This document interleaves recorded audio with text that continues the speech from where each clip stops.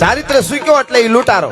ચારિત્રમાં R પાર ઉતર્યો તો એ બારવટીયો બાપુ. આ સીધી જ વાત. જેટલા બારવટિયા થયા, કોઈ જ્ઞાતિ જાતિના બારવટિયા હોય, ચારિત્રમાં આર પાર ઉતરી ગયો એ બારવટીયો ભલા માણસ. એમાંથી ફેરફાર પડ્યો એટલે પછી ગમે એટલું કરે તો એ બારવટિયામાં નોંધ ન આવે, એ લૂંટારામાં નોંધ આવે. વસ્તુ જુદી. જોગીદાસ બાપુ ખમાણના પિતાશ્રી આદા બાપુ ખમાણ નિમી 11 હોય, બુઢો થયેલો કાઠી. નિમી 11 આ બધી વાતો યુવા ધનમાં આજે જાવી જોઈએ. એટલા માટે જેને ખબર ન હોય એની વાત કરું છું, જે સાંભળ્યું છે એની નહીં. અને નિમી 11 ને થોડાક જુવાનડા બે પાસ આવ્યા ને હવારમાં દાંતણ કરતા હતા કે બાપુ નિમી 11 છે, કઈક નીમ લેવું જોઈએ. તો કે લ્યો ને બાપા, તમે જુવાનડાઓ નીમ પાળી શકો, અમારાથી બુઢાઓથી હવે હું નીમ પાળાય? તો કે બાપુ તમે પેલા. તો ના ના તમે લ્યો પછી હું. એટલે બધા મીંડા લેવા. હું આટલા સમયે જુવાર નાખી, પંખીડા જાર નાખીને, ગાયું ચારો નાખીને, કોઈ કે હું આમ કરીને આટલું પૂન કરીને હવે નીમ લીધા. અને છેલ્લે છરાડ કરતી આમ દાંતણ ને સીર્યું ઈ હાદા બાપુએ, અને સીરી દાંતણ ને હાથમાં દાંતણ રાખીને કીધું કે બાપા કાઠીનું નીમ હોય ઈ થોડુંક નોખું હોવું જોઈએ. એમ કરી અને દાંતણનો આમ ઘા કર્યો. ઘા કરતા કરતા બોલ્યા કે આ 2 દાંતણનો ઘા કરું છું. આ દાંતણની 2 શીરું આમ સતી પડે ત્યાં સુધી તો મારે જીવવાનું. હામી 11 આવે ત્યાં સુધી, એટલે 4.5 મહિનાનું આવે ત્યાં સુધી સતી પડે. આજ જ નહીં, કાયમ હવે દાંતણ કરીશ. અને કાયમ 2 સતી આમ દાંતણનો ઘા કરું, એક પણ ઊંધી ન પડે ત્યાં સુધી મારે જીવવાનું. એકેય શીર ઊંધી પડે તેથી આ હાદા ખુમાણના ખોળિયામાં પ્રાણ નો રાખવો, આ મારું નિયમ છે, આ મારું નિયમ છે. અને આમ એટલું જ ખાલી કર્યું. હે ડાડા હુરજ મરણ જીણ લગ માણ રાખે કાશ્યપ રાવું. હા. અને સાહેબ શું ચારિત્ર્યની તાકાત છે, જીવનની અસ્તિત્વને જેને મુઠ્ઠીમાં કરી લીધું હોય એ મહાપુરુષોની આ વાત કરું છું. 4.5 મહિના સુધી બાપુ હવારમાં દાંતણ કરીને ઘા કરે, જોવા વાળા જોતા હોય. 4.5 મહિના સુધી એક પણ ચીર ઊંધી નહોતી પડી અને આર પાર ઉતરી ગયા તા. આને જીવતર જીવ્યા કહેવાય. આનાથી મોટી તપસ્યા બીજી કઈ હોઈ શકે સાહેબ? શું નિયમો? જોગીદાસ બાપુનો દુઓ હું કેટલી જગ્યાએ બોલ્યો છું. મેં કીધું છે યુવા તનને ખાસ, તમે ગમે એટલી શ્રદ્ધા રાખશો, તમે ગમે એટલા તાકાત વાળા હશો, ગમે એ છે, પણ ચારિત્રની મોટી જવાબદારી આવે છે. કોઈ પણ જ્ઞાતિનો યુવાન હોય, ચારિત્ર જે છે આ તો ઠીક છે. આ ઘટમાં ઘોડા થનગને આતમ વીજે પાંખ, અણ દેઠેલી ભૂમિ પરે યુવન માંડે આંખ. હા, પણ અમુક ઉંમર પછી તો ખબર પડી જ જવી જોઈએ. આ તો હકીકત વાત છે.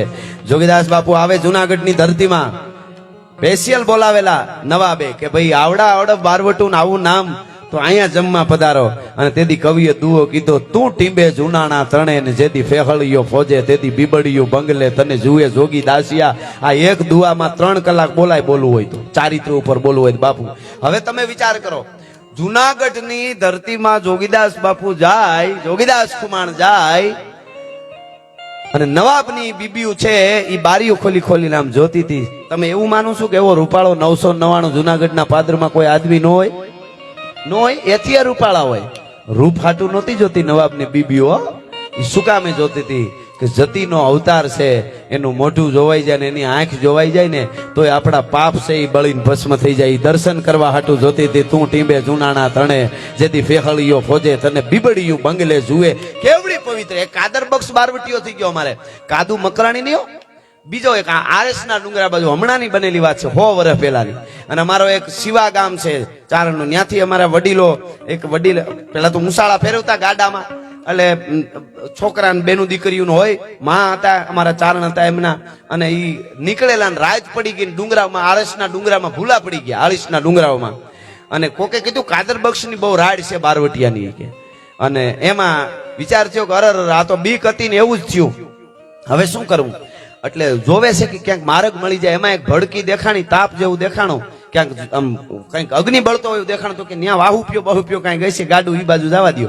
ન્યા ગયા ને તો કાદર બક્ષ ની ટોળકી બેઠી હતી. કાદર બક્ષ ઈ મુસલમાન બારવટીયો હતો, પણ આ કાદુ મકરાણી ને બીજો એના પછીની વાત છે આ. અને એટલે જ્યાં જોયું તા ઓહ બંદૂક જોઈ ગયા, પાસે ગયા. હવે તો હું જે થવાનું હતું એ થઈ ગયું. આ તો ન્યા જ આવ્યા બારવટિયા. એટલે ઉભા રહ્યા, કીધું રામ રામ જય માતાજી. હામો કાદર બક્ષે કીધું રામ રામ જય માતાજી. એટલે તમે કોણ છો એમ પૂછાઈ ગયો. પછી તો હું કાદર બક્ષ છું, બારવટે ચડ્યો છું ને આ બધા મારા સાથીઓ છે.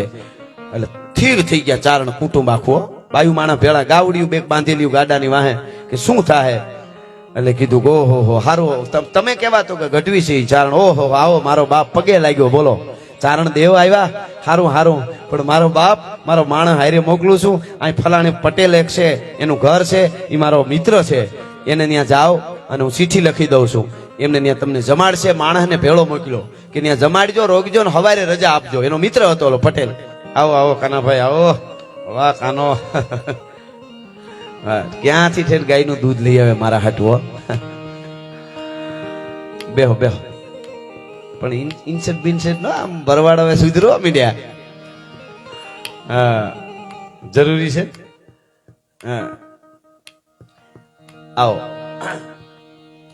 એટલે આ વાત સાંભળજો. એને જયારે હાલતા થયા ને એને કીધું કે જા મારા મિત્ર છે કવિરાજ એ કે ગઢવી બાપા દેવ ચારણ દેવ, હું કાદર બક્ષું, અમારો માણસ તમને ફલાણા ભાઈ ત્યાં મૂકી જાય, અહીંયા રોકાવો, તમે ચિંતા ન કરતા. પણ એક વાત પગે લાગીને કહું, સાંભળજો હવે કાદર બક્ષ બોલ્યો. એક વાત પગે લાગીને કહું, આમાં અહુરા નીકળતા નહીં. કે કે કાદર બક્ષના નામના કેટલાય કૂતરાઓ રખડે છે, મોઢું કોક મારી જાય ને કબર મારી લાય છે બાપા, બીજી કાંઈ મને વાંધો નથી ભલા માણસ, બાકી હું કોઈ દી નિર્દોષ ને લૂંટું નહીં. બટકું બીજા ભરી જાહે અને કબર મારી લાય છે. આ બારવટિયાનું સ્થળ છે એટલા માટે થોડું બારવટિયાની બધી યાદી અને વાતો આપને કરું છું. આ બધો સમજદાર વર્ગ અહીંયા બધો બેઠો છે. આ વિસ્તાર જ આખો છે. અહીંયા કેટલા અમરેલી જિલ્લામાં કેવા કેવા કવિઓ થયા છે, કેવા કેવા આજે પણ પૂજી બાપુથી લઈ પૂજી ભાઈશ્રી થી લઈને કેવા વિદ્વાનો, આવી બધા આવા સંતો આપણને મળ્યા. મારે કોટડી સંજય મામા છે. સંજય મામાના દાદા તમે બચુ બાપુ તમે મળો તો ખબર પડે, આપણે વિચાર થાય. બચુ બાપુ એટલું બધું સાહિત્ય એની પાસે યુનિવર્સિટી છે આખી. અમારે હમણાં ચર્ચા થતી હતી, મેં કીધું આ પુસ્તકો બધા છપાય તો સારું, એટલે આવવા જોઈએ. એટલું બધા વિદ્વાન એમ, અને એવા ક્યાંય કોઈની પાસે નથી એવી એની પાસે બધી પુસ્તકો એમની પાસે છે. એટલે એવો આ વિસ્તાર છે. એટલા માટે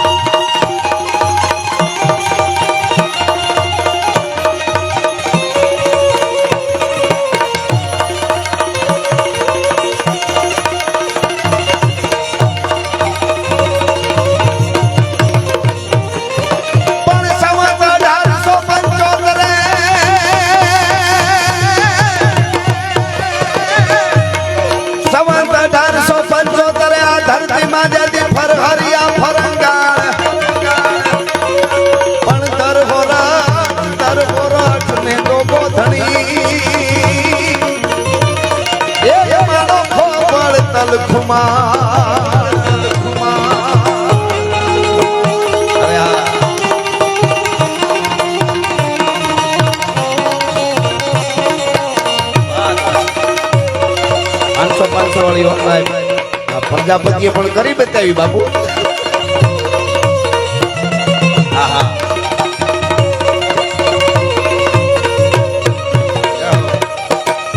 એનાય બાપ દાદાના કઈક ગુણ છે કે જોગેશ્વર મહાદેવના નિર્માણના પુનઃનિર્માણના પોતે નિમિત્ત બન્યા છે ભલા માણસ.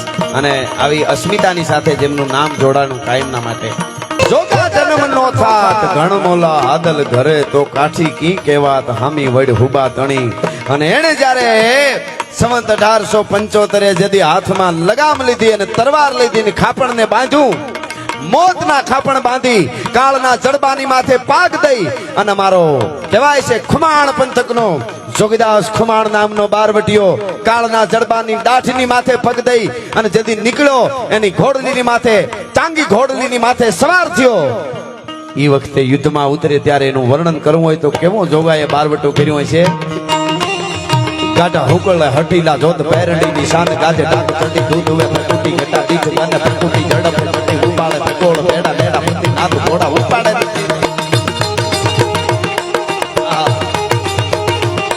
ગાઢા હુકળ હટીલા જોત પેરડી નિશાન ગાજે ડાક ચડી દૂધ હવે પટુટી ગટા દીઠ ગાને પટુટી જડપ પટુટી ઉપાડે પટોળ બેડા બેડા પતિ નાથ ઘોડા ઉપાડે.